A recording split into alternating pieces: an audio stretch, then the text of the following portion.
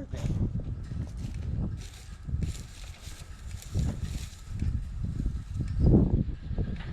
They play a really good game of hide and seek.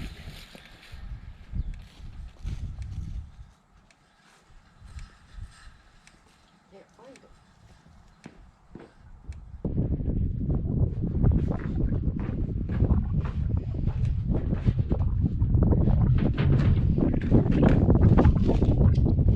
There you are. Jeez. You guys have been hiding me.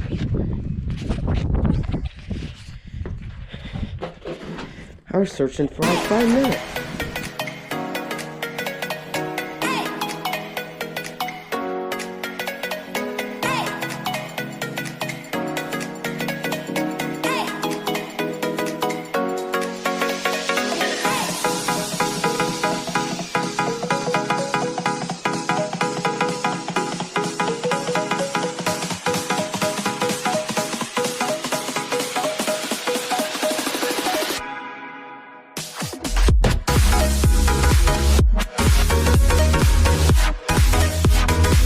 I want to come on here and talk about 2019 in review and 2020, the year coming up, for the YouTube channel and the farm both. For the YouTube channel in 2019, the spring, I didn't do so good. Again, I only got one video out. It was over the whole course of the spring, and it was a 35-minute long video. That's not very good. For the summer, not good. I didn't get any videos out, I don't think. For the fall, I thought I did pretty good. I got quite a few videos. The editing side was definitely not all there. I thought, you know, I could have done way better. But the problem I run into is time. In the fall, it's not so bad. In the spring, yeah, it's sort of bad. In the summer, it's really bad. The problem is, I own a business, and I have school, and I do YouTube. So time management is a really big thing. Just getting everything sorted out. It's really nice to be able to just have the GoPro and just get footage. But the editing part is the part I struggle with, because, you know, it takes, some videos it takes an hour to edit, some videos it takes 3 hours to edit. And it's just, it gets really time consuming. So that's the problem I run into. And I think 2020, I'm going to try to have better time management. I'm going to try to get a whole lot more clips in the spring and the summer and just all around. I've built up quite a camera array, I guess. I don't know, camera variety, collection, selection, I don't know what you want to call it. But I've got quite a bit of filming power, so I'm hoping in 2020 I can up my game quite a bit. As for the farm in 2019, as I'm sure most of you know, it was a really wet spring this year.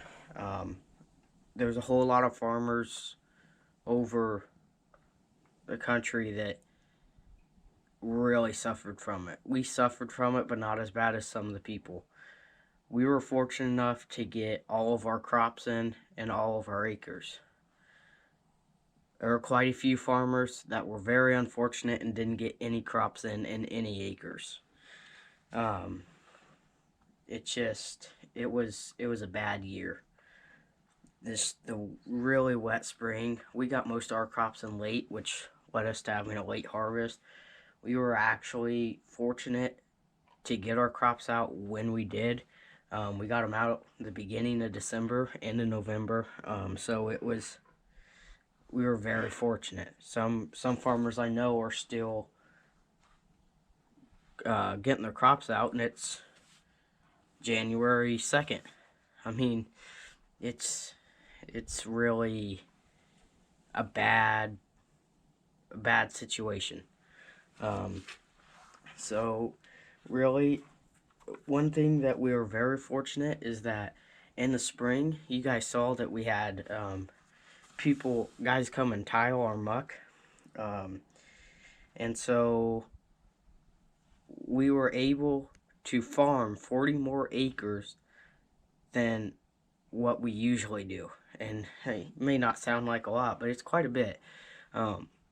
We had it tiled, quite a few years ago, but they didn't put in the right tile.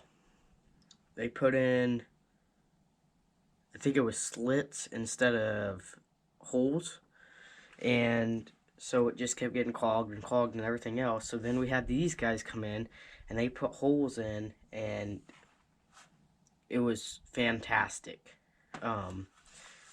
Grandpa said that's 40 acres he hasn't farmed in years. At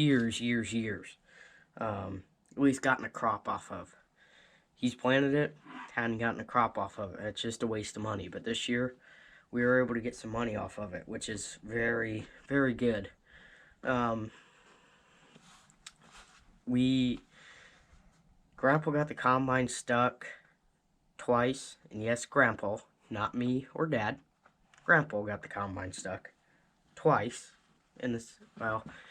He got it stuck once, and we had our neighbors, we had them bring down their big Case IH 4-wheeler tractor. It didn't even budget. It just dug holes. So we had to call in a wrecker, pulled it out the next morning, and that same day he got stuck again. Luckily, he wasn't stuck enough to where the 4-wheeler couldn't pull him out, so we called them again, and the 4-wheeler came and pulled him out, which is very, very fortunate. And that was in the muck, but that was where they didn't tile. I mean, we won't go into the story. We'll just say that much. But that was about the only time he got stuck, I think. I don't think he got stuck during planting. He might have. I don't remember. It's been a long year. I'm glad it's over. Talking about 2020, we are definitely in the market for a new planter. Right now, we have a NewHolland SP580 planter. Piece of junk. Yeah, it's never worked right since we got it. We did buy it used, but it's never worked right since we got it. It's just been a handful of problems. Much more than a handful. So right now we're looking at Kinseys. Around us there's a Case 1250 and a Kinsey 4900. Me and Dad personally want the Kinsey 4900. Everything comes at a price tag, but the nice thing about the 4900 is that it comes with individual row shut off. You know, it doesn't have a chain drive for each row. It has a motor for each row. Saves on maintenance. It's just so much better than anything we got. The Case 1250, I think that's what it is, but we just don't know much about it. We don't know if it's exactly like our planter. We know it's not exactly like our planter, but we just don't know a whole lot about it. That's the thing, you know. Dad sold NewHolland equipment for quite a while, and NewHolland's a Kinsey dealer, and so he knows some things about the Kinsey 4900. We just don't know about the Case. So we don't even know if we're getting the 4900. We just looked at stuff, and I'm just telling you what I liked and what Dad liked. We just looked at stuff. Nothing is set in stone. Nothing we haven't, Grandpa's went and looked at it. That's about all. But he's went and looked at the case too. It's just, you can't really, we haven't bought anything, just to say the least. The 4900 doesn't have doesn't have liquid fertilizer on it. So what's nice is since we have those saddle tanks on the TG, we can carry the liquid fertilizer in there and not have to put a tank on the tongue of the planter. That'll help us in the muck because it'll distribute a lot more of the weight. So it'll put some more of the weight on the tractor and not everything on the wheels of the planter, and ultimately swamp the planter and then swamp the tractor. That's one nice thing. Now, yes, we could put a tank on the tongue, and I'm not saying that, you know, if we got that planter that we wouldn't. But, and I don't even know if we're getting the planter, like I said, but it's just, we don't know. We probably won't trade tractors.